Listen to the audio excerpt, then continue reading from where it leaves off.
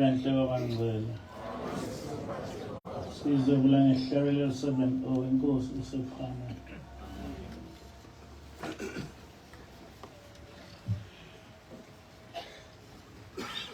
Ngowela ngijabule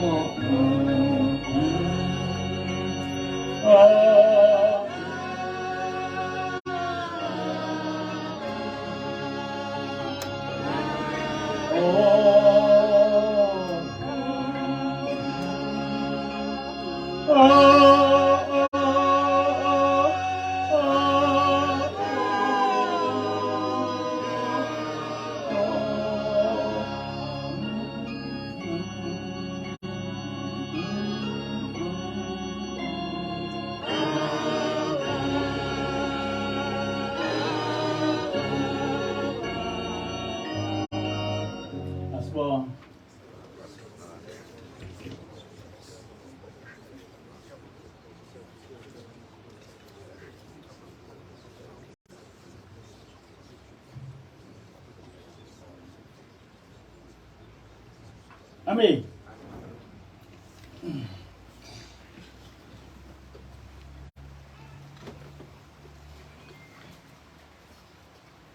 Isihloko sale nkonzo sithi likuphi izwe labafileyo.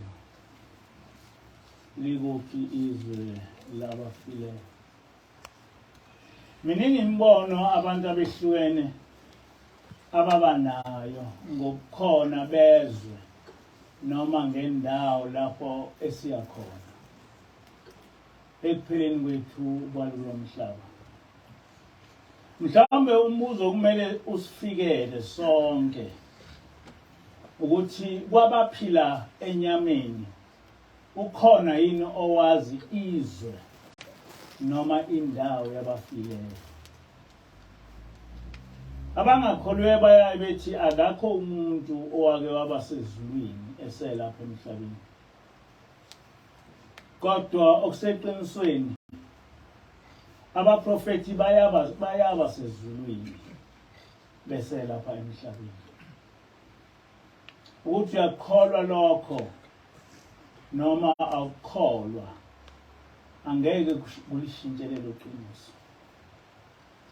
uMose nabaprofeti abaningi babekhuluma noNkulunkulu ukuthi babe ngamboni akusho lutho lokho, kodwa babelizwa izwi lakhe, bezibona futhi izinto uJehova obenzela zona ngothando lwakhe. Bambona ebakhipha ebugqilini bukaFaro, bambona ehamba nabo endleleni ebusuku eba ngumlilo obakhanyiselayo, emini ebe yifu elibavuyela elangeni. Bambona engena nabo olwandle, ulwandle lwehlukana phakathi. Bambona ebapha amanzi okuphuza ngaso sonke isikhathi uma sebomile. Bambona eletha ukudla okuvela ezulwini, bedla imini nobusuku, bengalambi iminyaka engama40. Babona ebalwela izimpi ezazibahlasela.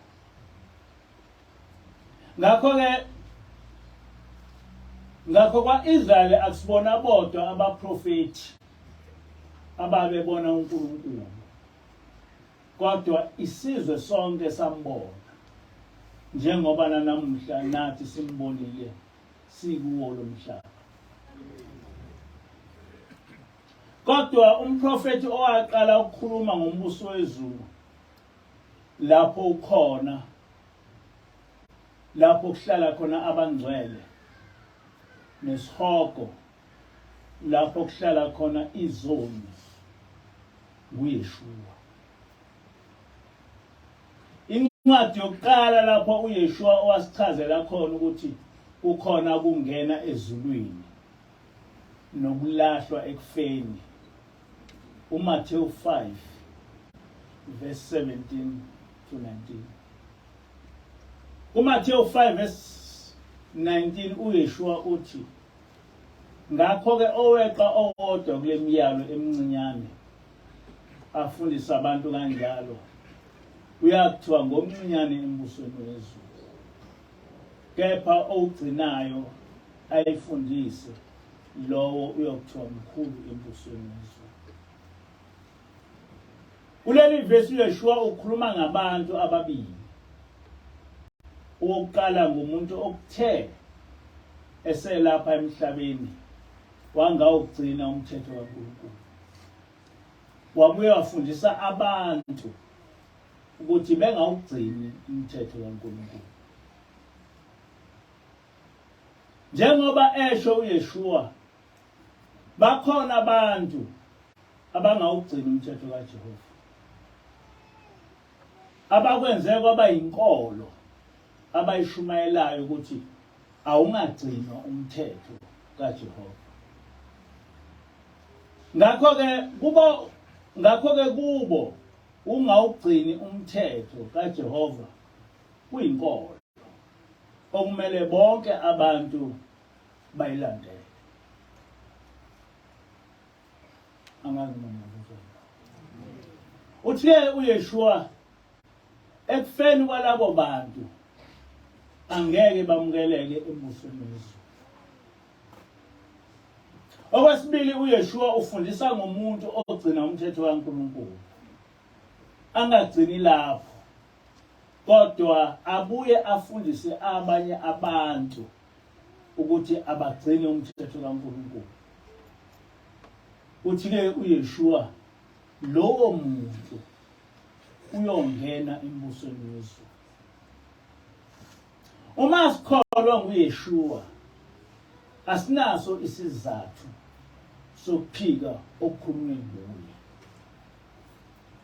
Kukhona abantu abathi uma befa beye embusweni wezulu, bese kuba nabantu okuyaye ukuthi uma sebefile beye ekulahlweni.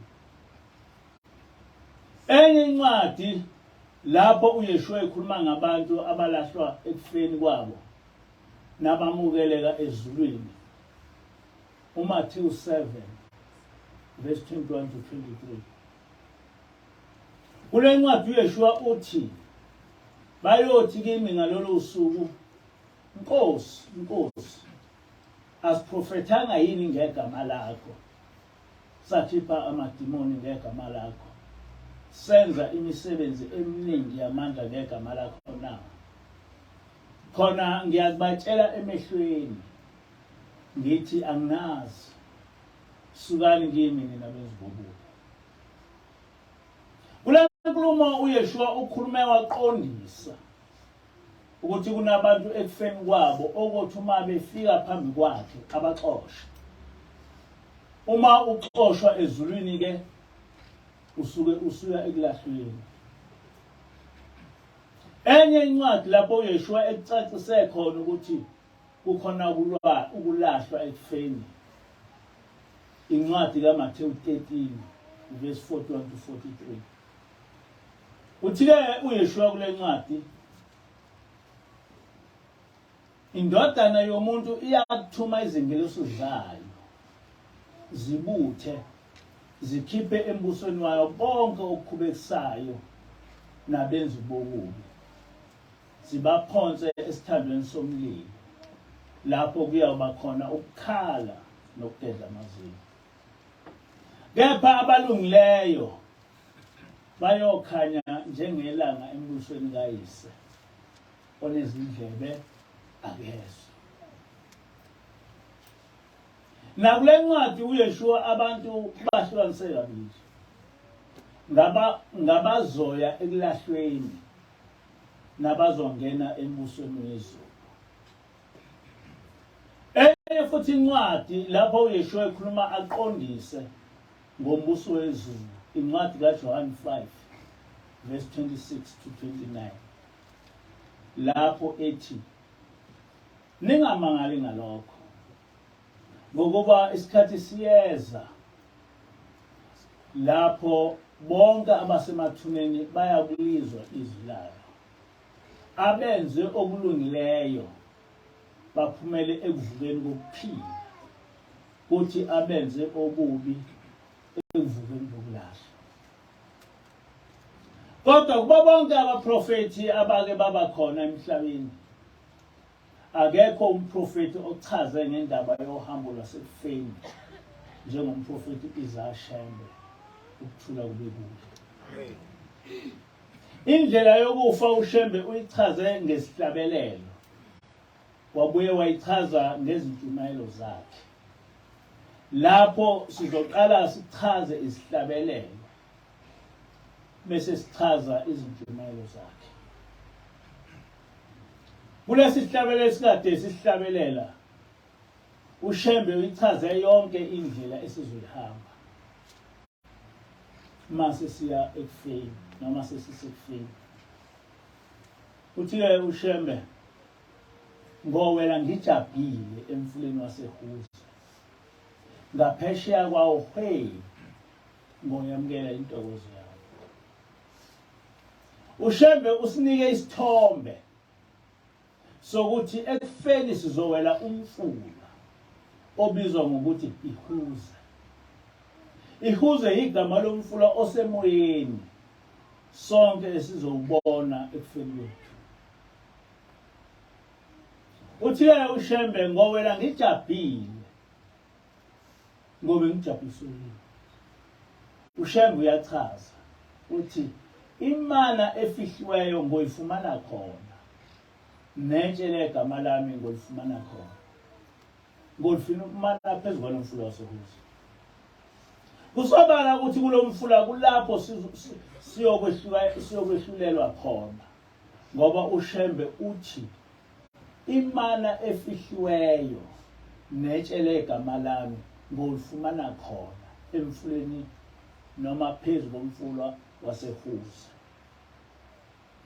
Lokhu kucacise kahle uma esethi phezu komfula waseHuza kulapho izincwadi zophenyo zemisebenzi yethu. Njengoba sishilo siyokwahlulelwa phezu komfula waseHusa. Uyaqhubeka uShembe uthi uma wenele injabulo hamba masinyane, kodwa uma wenele injabuliso uyoyifumana khona. Lesi simo lesi isimo esikhulu ngoba uShembe akasitsheli ukuthi ekuphenyweni kwezincwadi bese ujaba ngoba igama lakho lingatholakali kokwenziwani ngawe, kodwa uthi nje uma wenelwe injabuliso uyifumana khona. Uyaqhubeka umprofeti uthi bonke abakhulu abancane bayakwabelwa ngalokho okulotshiwe ezincwadini zabo. Abantu abaningi abazi ukuthi njengoba sihamba nje kunezingilosi esihamba nazo. Mhla uthi ngiyayikhetha inkosi yasePhalamende ubhajadiswa uba likholwa bese unikezwa ingilosi ohamba nayo. Le ngilosi ibhala konke ngemisebenzi yakho njengekholwa. Ngamanye amazwi kunengilosi yakho njengekholwa eqala nje ubekelwe yona ngesikhathi uqeda ukubhajadiswa. Ingilosi leyo yokukholwa. Kungagcini lapho, kunengilosi yemhlangano ebheke ukuthi uyaya yini u14, u23, u25 nasemhlanganweni. Le ngilosi ibekelwe lokho nje. Kunengilosi yesabatha ebheka ukuthi uyaligcina yini isabatha. Kunengilosi yomgidi ebheka ukuthi uyaya yini emgidini. Yabo ukuthi umuntu oyedwa nengilosi engaka. Kunengilosi yezikhundla onikwe zona. Uma ungumshumayeli noma umkhokheli, kunengilosi yabashumayeli, ingilosi yabakhokheli, ingilosi yabavangeli, ingilosi yabafundisi, nengilosi yabaholi. Njengoba ngemphambi kwenu nje kunengilosi yami ebheka ukuthi ikuphi engikwenzayo njengomholi, ikuphi engingakwenzi njengomholi. Kunengilosi nje ephumelela lokho. Ngenhlanhla thina siyayazi ingilosi yethu ngoba sihlala nayo. Kodwa le ngilosi esiyibonayo akusiyona yodwa. Ziningi izingilosi esihamba nazo ezinemisebenzi ehlukahlukene esingaziboni. Zonke izingilosi zinamabhuku okuyaye ukuthi yonke into oyenzayo ibhale phansi. Ngamanye amazwi kunengilosi nje ekubhalela ukuthi uyikholwa. Hawu, njengoba uyikholwa usugondile. Hawu, njengoba usuyikholwa usuqonile. Hawu, njengoba usuyikholwa wenza ukuthi imele wena njengekholwa.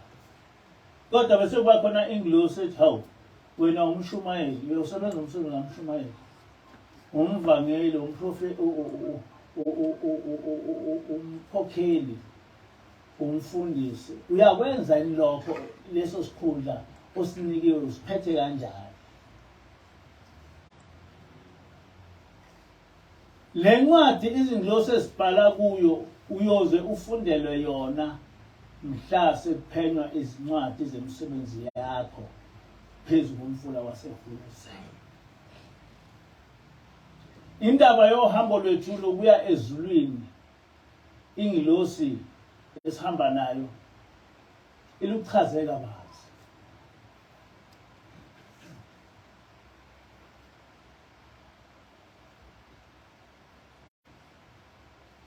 Indawo esiya kuyo ezulwini ibizwa ukuthi iparadise. eparadise usezulwini kusemzini oyingcwele ohlala abangcwele bodwa. Kulesi sikhathi samanje abantu abangcwele cishe ngamaNazaretha wodwa. Lokho angikusho ngoba mhlawumbe sisikhukhumeza, kodwa umuntu ongena ezulwini ngumuntu ongcwele. Umuntu ongcwele ngumuntu ogcina yonke imithetho kaNkulunkulu. uJehova kule 20 verse 26 uthi, yibani ngcwele ngokuba mina Jehova ngingcwele. Nginahlukanisile kubo bonke abantu kuba nibe ngabami.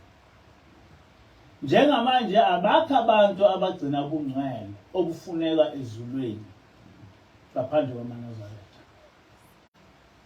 Kodwa-ke ukuthi ngumNazaretha ngoba ubhajatiswe ebandleni lamaNazaretha akusho ukuthi ungcwele uma ungahambi ngokwezimiso zikaShembe. Akwazi ukuthi uphuza utshwala, uhlabela amadlozi, uhamba nezangoma, ubhula, bese uthi ngoba ubhajatiswe kuleli bandla bese uthi ungcwele. Usuzongena ezulwini ngalokho.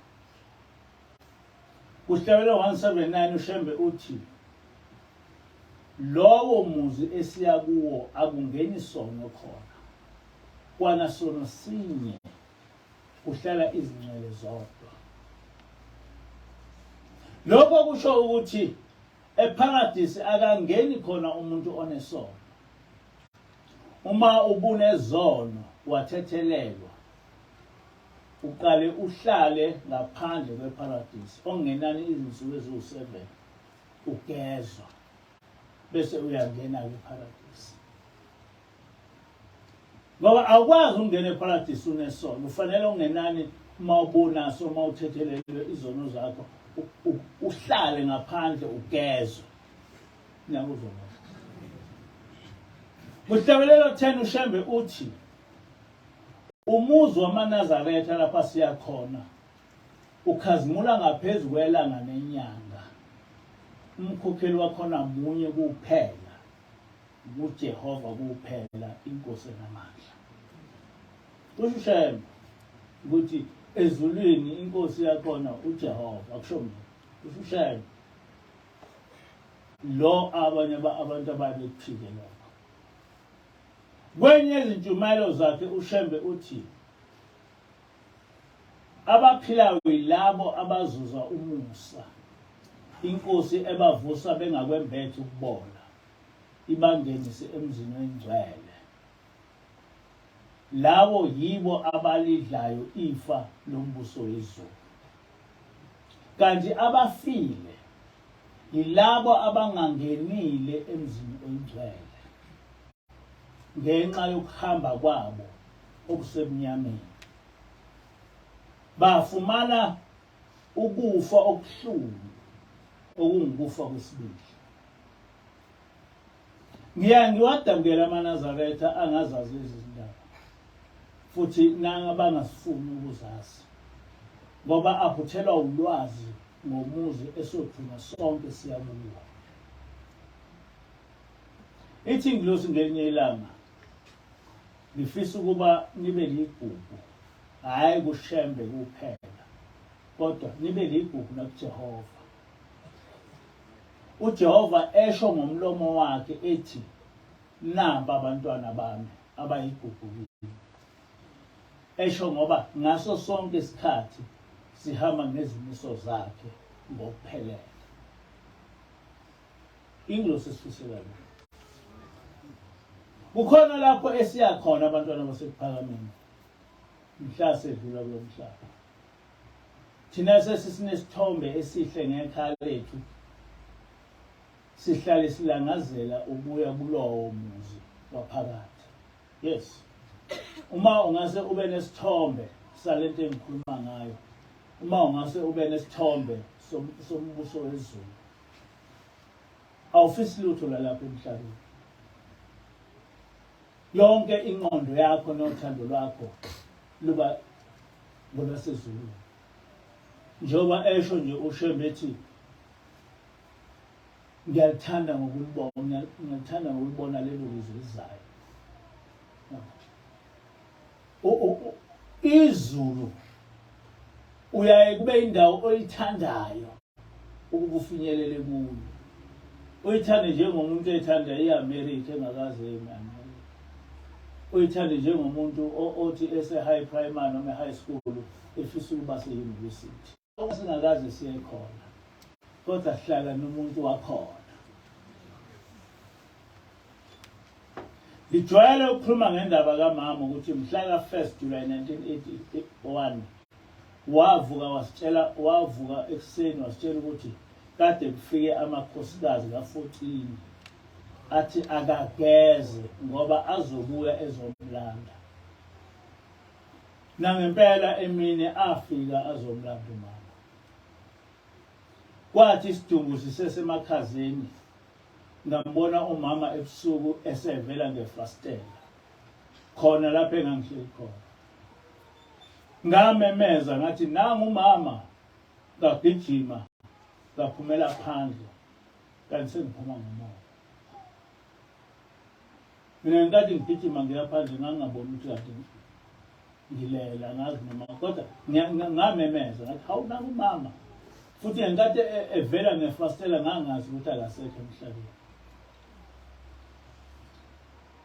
Ngathi mangifika kuye wathi asambe ngokubonisa lapho ubabamkhulu engibeke khona. Sahamba ngaye ngawufika evela abahlekela sezulwini. Ngabona umuzi omuhle isimanga.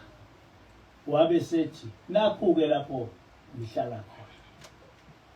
Nawe uma uziphathe kahle ubabamkhulu uyokulanda uzohlala lapha. Amen. Mina sengiyawazi umuzi wasePhakameni lapho engihlala khona. Ingilosi-ke isifundise kabanzi ukuthi iyiphi indlela esingenza ngayo ukuthi ekufeni kwethu singedluli kuyo yonke lemifula namahlathi angase asigcinise esigodini sosizi. Kodwa njengomama sithi uma sifa sivele siqonde eparadise. Kade ikhuluma lokho ngivangeli. Ingilosi isifundisile. Uthi-ke uShembe, hayi wenkosi yami, ungayiphenyi yami incwadi. Ngubani oyawukuma ethendeni lakho Nkosi. Kulesi sihlabelelo umprofeti uchaze konke, noma uchaze lonke uhambo esisazolahamba emva kokufa. Kodwa kuzo zonke izihlabelelo zamaNazaretha asikho isihlabelelo esifana nalesi sika-118.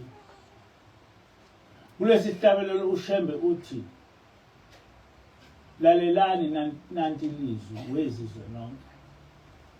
Phendukani nibhajadiswe nize nisindiswe. Geza inhliziyo yami iziyeke engizithandayo.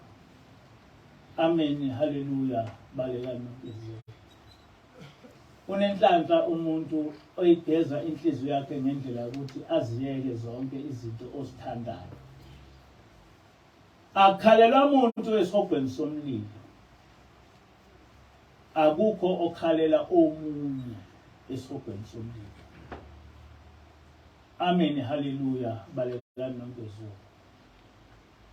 Akukho ukuphumula esihogweni somlilo. Bahleli kulolo usizi esihogweni somlilo. Bahleli bekhala abasenakukhuluma. Ukudla kwakhona usizi nenyembezi.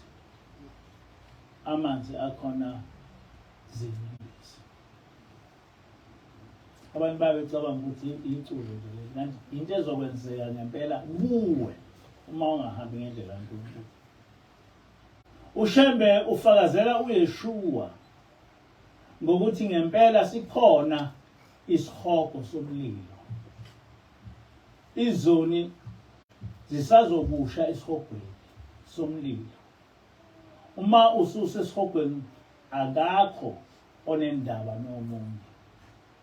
udla izilonda zakho, uphuze izinyembezi zakho. Le ncazelo ngesihogo ifakazela futhi incwadi yamaHebheru 10 verse 26 to 28 lapho uShawuli ethi, ngokuba umasona ngamabomu emva kokuba sesamukele ulwazi olupheleleyo lweqiniso, akusekho umhlatshelo ongenziwa ngenxa yezono, kepha kuphela ukulindela ukwehlulelwa okwesabekayo nomlilo ovutha bhe ozakunqongqisa amaphikankani. Noma ngubani ophule umthetho kaMose uyakufa engenakuhawukelwa ngezwi lofakazi ababili noma abathathu. Amen. Le ncwadi awusoze uyizwe ifundwa ezinkonzweni eziningi. Ngeke uzuyizwe ifundwa le ncwadi. Bakhethumela incwadi kaPawulu nje kodwa abayifuni. Ngoba iphikisa ivangeli elithi ngenxa yokufa kaYeshua esiphambanweni asenasono.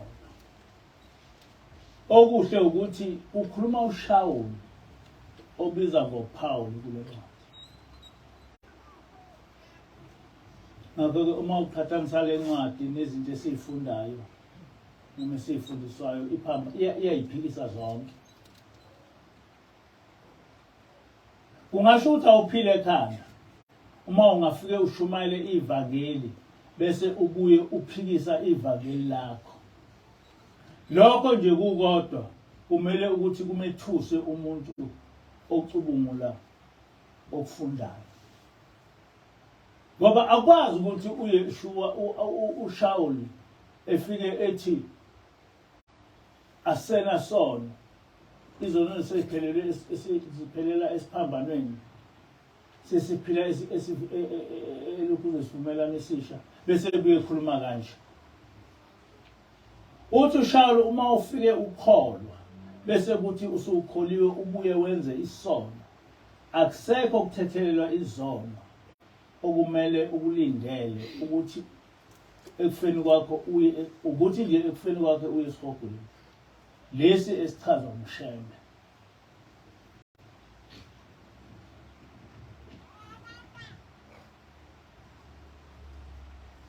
Umbuzo-ke uthi kanti isiphi isikhathi lapho kuthethelwa khona izono zakho?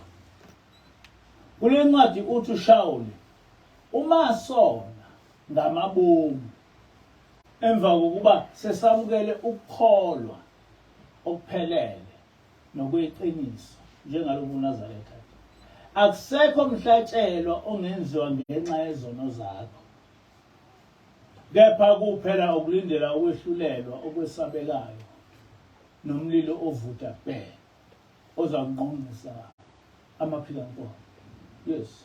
Njengoba sesingamakholwa nje nesifundiswa yonke into, uma usuwenza izono usutshelwe yonke into ukuthi isono yilesi nalesi nalesi bese usenza wena, ayikho indaba ukuthi ngoba uYeshua wangifela esiphambanweni angisenasono. Uyakuphika lokhu uShawuli. Kafuphi uthi uShawuli uma ngifike ngikholwe bese kuthi sengikholiwe bese ngona, akusekho ukuthethelelwa kwezono kodwa okukhona ukulahlwa esihogweni. Umbuzo-ke uthi kanti kunini lapho ukuthi sinezono bese sithethelelwa ngokubethelwa kaYeshua esiphambanweni? Uthi uShawuli umuntu othethelelwa izono umuntu owona engazi, okusho umuntu owona engakakholwa, lo muntu othethelelwa izono. Noma ungaba nesono esikanjani kodwa uma ufika usivuma ungena emanzini siyaphela. Ngisho uYeshua engakalingiswa esiphambanweni, umuntu obona engakakholwa kuyaye ukuthi uma ekholwa zigezwe zonke izono ozenzile engakakholwa. Yikho kukhona ukubhadadiswa ngoba ukubhajadiswa kusho ukugezwa izono uselapha emhlabeni, uphume emanzini ungasenasono osenze ungakakhona. Bajabula abasanda kubhajadiswa abangakubo. Lento isobala, kodwa ngaso sonke isikhathi amakholwa ayaye abalekele into esobala bese eya kwengezwakali. Ungaze wazi ukuthi ngokwenze njalo bakhohlisa abantu, benza abantu isiphukuphuku. Ngabe benza uNkulunkulu isiphukuphuku ngokuthi beshintshe into esobala beyenze into engezwakali ukuze ukuthi bethi benza izono bebe beshumayela ukuthi izono zabo zizothethelelwa ngenxa yokufa kaYeshua esiphambanweni. Ya. Umbuzo yilo ukuthi lento bayenza ngabomo ngoba baliphethe iBhayibheli kanti babefundile. Ungakhohliswa umuntu ngento uyiphethe ungaboni ukuthi lo muntu lento eyikhulumayo yikho ngoba iBhayibheli lithi. Njengoba ngikhuluma njena ngikhuluma into yaseBhayibhelini. Ngiyashayelwa ngomunye umuntu ekuseni wathi angiloni eNazaretha kodwa ngiyabonga ungasuki kule ntshumayelo yakho iyasakha. Kodwa ushali uyabaphikisa kubaHebrew 10 verse 26 to 28. Baphikiswa nguye yena lo abahlale befakaza ngayo. Kwenzeka kanjani lokho? Abantu abamnyama kufanele bavuke emaqandeni. Oqala abezizwe bayiqeda inkolo kaJehova bese bakha eyabo. Inkolo yabezizwe iphambene nezimfundiso zenkolo yamaHebheru. Why? Inkolo yamaHebheru isondeza uJehova eduze kwesizwe simnyama. Ngokugcina umthetho kaJehova, uJehova uba ngubaba wethu. Ngokuba ngubaba wethu asivikele ezitheni zethu. Ngakho ukuze uJehova esuke kithi kumele sifundiswe ukungawugcini umthetho wakhe. Ukuze singabuyeli kuJehova kumele sehlukaniswe noIsrayeli. Ngoba ngokwazi ukuthi siyinzalo kaIsrayeli sizobuye sibuyele kuJehova. Bese abalokho abamhlophe ukuthi angenzeki nangefuthu ukuthi sibuyele kuJehova. Ngoba uma sesazi ukuthi siyinzalo kaIsrayeli sizolulwela ukuthi sifunde iTestament sizi ukuthi uJehova uthini. Kodwa ngeke ukwenze lokho uma ungakwazi ukuthi uIsrayeli baba wakho noma ukhokho wakho. Yikho kumaHubo 83 verse 3 to 5 kuthi ngobuqili benza uzungu ngabantu bakho baceba ukulwa nabafihliweyo bakho bathi wozani sibaqothule bengabe besaba isizwe negama likaIsrayeli ukhokho wethu lingabe lisakhunjulwa njengoba usika lukhumbula. Yini esenza singaboni ukuthi abezizwe badlala umlabalaba muni uqeda ngathi? Oqala asaba nomprofeti oyisimanga uYeshua. Abezizwe ekusinqobeni bamchitha uYeshua base bevela nomsindisi wabo onguJesu. Abantu abamnyama bakwazi ukuthi uYeshua wachithwa ngabamhlophe base beqhamuka noJesu. Kodwa uJesu igama nje. Akakho umuntu owake waphila waba nguJesu. Kodwa kwathatha sonke isimo nemisebenzi kaYeshua bayinika lesi sithixo sabo. Base belichitha igama elithi Yeshua enkolweni abase beyenzile. Futhi ayikho into esingayenza ngoba sehluliwe. Kodwa kunakho konke asizona ahlakaniphile sizilile siziduphula. noma abezizwe bangakhuluma into engumbhedo kangakanani abamnyama uma isishongo wezizwe ivele ibe yiqiniso noma into engaba ukuphuka kanjani njengakho nje ukuthi asisenasono ngoba uYeshua wafa esiphambanweni kodwa yize befunda ukuthi uYeshua akasho njalo bathi hayi kwasho Paul kodwa noma sebefunda ukuthi uPaul akasho njalo bayakuyeka lokho okuqondile bethathe lokho ongaqondile abakufundiswe izitha zabo Ukuli iBhayibheli kuyena uPaul labathi ngifunda into ekade ikhulunywa uPaul kodwa abantu abamnyama abayithathi into ekade ikhulunywa uPaul eyenza ukuba beyeke izono kodwa bathatha le ezokwenza ukuthi beqhubeke nezono njengamanje abantu bakithi bayakwemukela uma bethi abamhlophe thina singabezizwe bengazi ukuthi bangabezizwe kanjani sekuyithi abezizwe kodwa kuliqiniso ukuthi singabezizwe kuyinkolo yabo ngoba vele inkolo yabo uJehova wathi ngabezizwe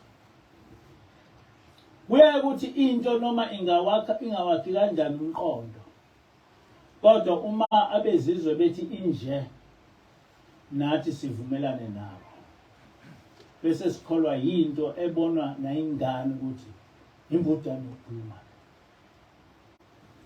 uma uphika ukuthi kukhona ongalungile ekhanda lakho ungafakaza kanjani ukuthi ngokufa kaYeshua awusenasono kodwa uYeshua uqobo lwakhe ebe ethi indodana yomuntu iyakuthuma izingilosi zayo zibuthe zikhiphe embusweni wayo konke okukhubekisayo nabenzi bobubi zibaphonse esithandweni somlilo lapho kuyakuba khona ukukhala nokubhedla amazinyo kusho uYeshua ukuthi ekufeni kwethu uYeshua ababhedayo bafaka esihogweni kodwa abantu bathi hayi ngokufaka Yeshua asenasono kodwa lethu uyifunda phansi uyeka lena enomqando nezwakalayo uthatha lenganamqondo ngoba uyitshela ubasi wakho manje kule nkulumo kaYeshua ukuthethelelwa kwezono ngokufa kaYeshua ungena kuphi ngoba uYeshua uzisholo yena ukuthi abantu abanezono bazophonswa esihogweni uzisholo yena uma usile ekhanda awuchaze ukuthi intethelelo yezono zakho ingenaphi kule nkulumo kaYeshua kanye nale kaShawuli ekumaHubo 10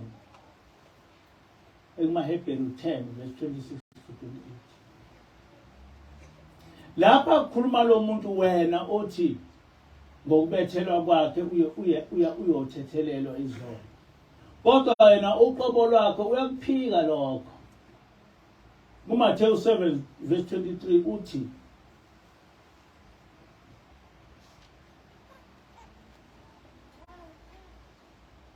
nothi mhla senifika phambi kwami ngothi sukane anginazi nina benzi bobubi Mathewu 7 verse 23 Kobe kusho uYeshua lona wena uthi awusenasono ngoba wakufela kodwa ngiyakuphika lokho kodwa lokhu kuphika kwakhe kuseBhayibhelini kodwa awuboni ngoba okufundisile ukwenze waba impumputhe unamehlo le nkulumo kaYeshua uyihumusha ngokuthi isho ukuthethela le nkulumo kaYeshua uyihumusha ngokuthi isho ukuthethelelwa kwezono kanjani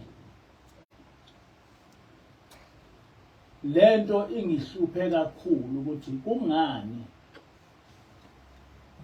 ungathi uYeshua echaza kahle ukuthi abangawugcina umthetho kaNkulunkulu bayolahlwa kodwa bese kuba nevangeli kubantu abathi bangabalandeli bakaYeshua elithi ngokufa kaYeshua abasenasono. Le mfundiso bayifundiswe ngubani? Ngoba noShawulu owabakhona uyakuphika lokho. Ngabe lokho kusho ukuthi uma umlungu esifundiswa umbhedo kufanele siwamukele ngoba siyifundiswe ngumlungu.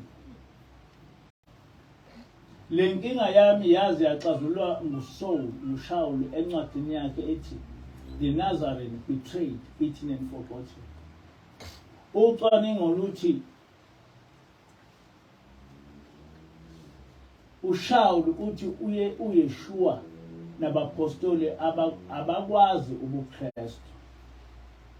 Lokhu kufakazelwa ukuthi kuma-Dead Sea Scrolls alitholakali igama likaJesu nelamaKristu, kodwa kutholakala ukuthi uYeshua wabe engumNazaretha ehola ibandla lamaNazaretha. I-Dead Sea Scroll isho njalo.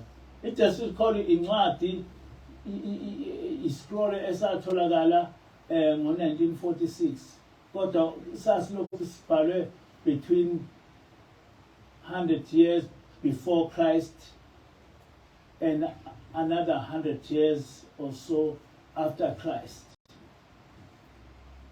Kusho ukuthi yonke leminyaka mhlawumbe ewu-50 or so engakabikho uYeshua, neminye futhi eko-50 or 70 esewahamba uYeshua, alikho igama likaJesu kuyo, alikho igama lamaKristu kuyo. Kodwa lapha kutholakala abalandeli bakaJesu kungamaNazaretha. Kutholakala uJesu ebizwa ngoYeshua umNazarene.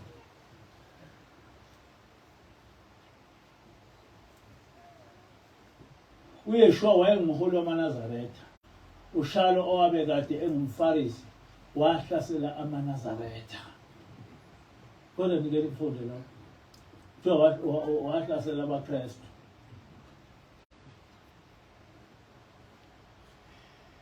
Kodwa uKristu kuvele ngo-352 AD.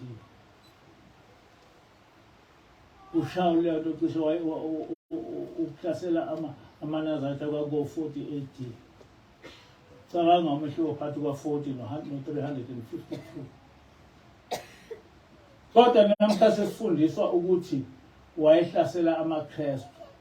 Kusho inkolo eyasungulwa nguConstantine ngo-325 AD. Kodwa uYeshua wahamba emhlabeni ngo-36 kuya ku-40 AD.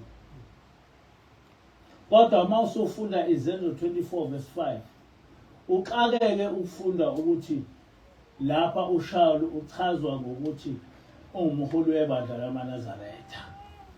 Kusho iBhayibheli ukuthi uPawuli wayengumholi wamaNazaretha. Uzibuza ukuthi kwenzeka kanjani lokho.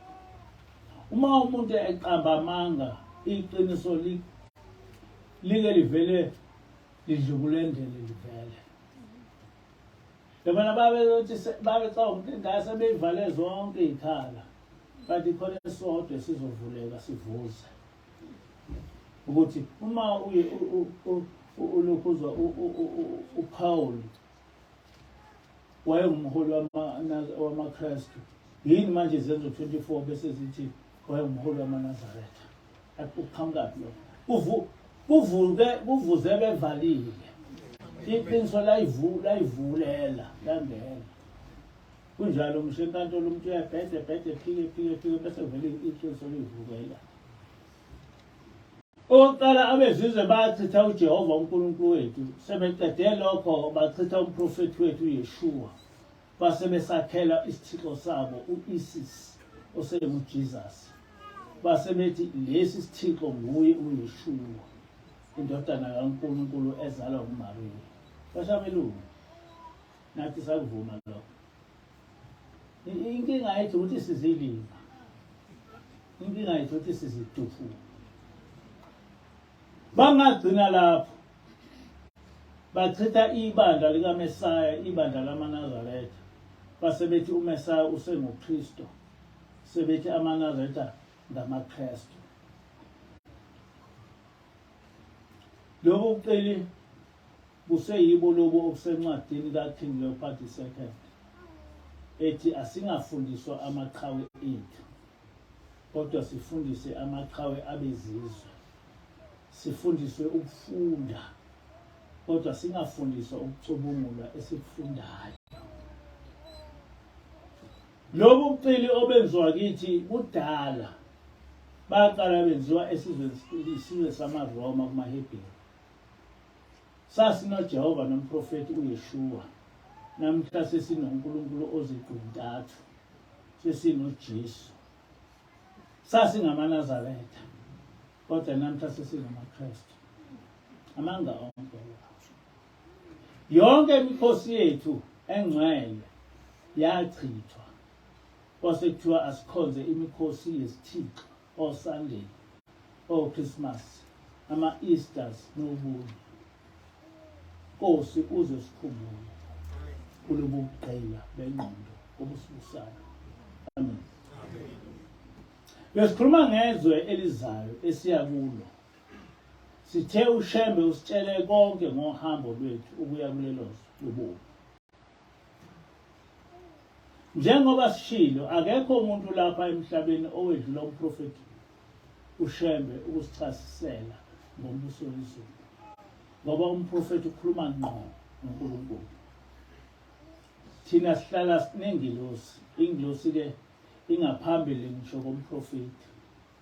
Ngoba nomprofeti uma eselapha emhlabeni okuningi utshelwa yiyo ingilosi.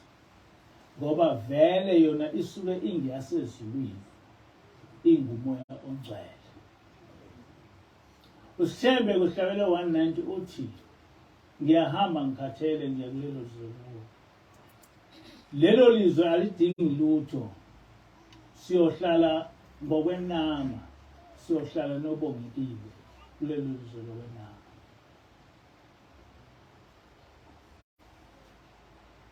Lesi sihlabelelo siyasifakazela ukuthi ekuhambeni kwethu kulomhlaba siyezulwini. Lesi sihlabelelo siyasifakazela ukuthi ekuhambeni kwethu kulomhlaba soya ezulwini. Libuye lichaze ukuthi izulu indawo enhle kakhulu enayo yonke into.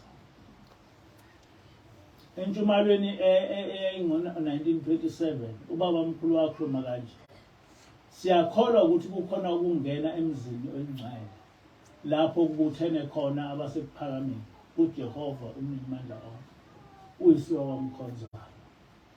Kuhle kuba ngisho ngithi kini indawo yabaphilayo ikhona kithi kanye nezingilosi ohamba ngokulunga inkosi yokuvusa imngenise eparadise okungumbuso wayo osekuphileni okuphakathi. Uma ngabe abantu bebazi bebezobuthana kanye nathi ekuphakameni sikhalele abasekufeni ngoba basesizini. uShembe uyasitshela ukuthi abantu abasekufeni basosizini. Uthi-ke ubaba omkhulu sasizonxuswa ukuba bagezwe. Nezwa ukugezwa kuyaqala. Bathethelela izono zabo bangene emzini ogcwele. Namhla ilona lo akanxusele uyise nonina kuNkulunkulu ukuba bakhunjulwe eqinisweni, babuyiselwe eyideni elingumoya wakhe ethembeni elisha. Uyaqhubeka uShembe uthi abasekuphakameni abasiwo amadlozi abayizwa futhi nesithupha. Bangabangcwele ngokuba bahlezi nongcwele ebungcweleni bakhe. Lapha uShembe wehlukanisile phakathi kwabantu abafa bengayi eparadise ngezizathu ezahlukahlukene ukuthi ibona amadlozi, ibona abafuna okwabaphilayo. Umuntu ongcwele oseparadise akanakuza emhlabeni ezocela ukudla kwabasemhlabeni ngoba ezulwini kukhona konke. Yikho uShembe ethi kanjalo abaphandle komuzi wenkosi enkulu yibo abangamadlozi abafuna okwabaphilayo ngenxa yosizi abakulo ngenxa yokungabi nandawo. Abantu okuthe ekufeni kwabo bangangena emzini oyingcwele abanandawo bayagodola, bayalamba, bayahlupheka kakhulu. Yikho bayaye bebuye emhlabeni bezofuna usizo kwabaphilayo. Lokhu esikushoyo uShembe ukufakaze ngehlabelelo 190 lapho ethi lelozwe alidingi lutho, siyohlala ngokwenama, siyohlala nobongekile kulelozwe lokwenama. Usizi alukho khona, izinyembezi azikho khona, sohlala ngokwenama kulelozwe lokwenama.